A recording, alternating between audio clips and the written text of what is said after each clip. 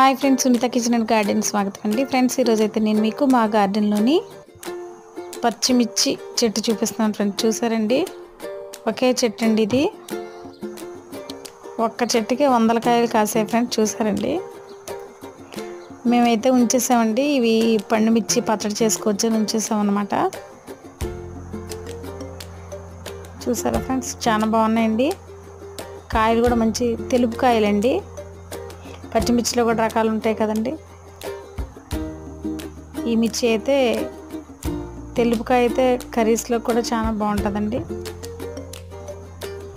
వీటికైతే మేము కిచెన్ వేస్ట్తో తయారు చేసిన లిక్విడ్ ఇచ్చామండి. అంతే ఫ్రెండ్స్, చాలా విస్తారమైన కాయలు కాసాయండి పచ్చిమిర్చి.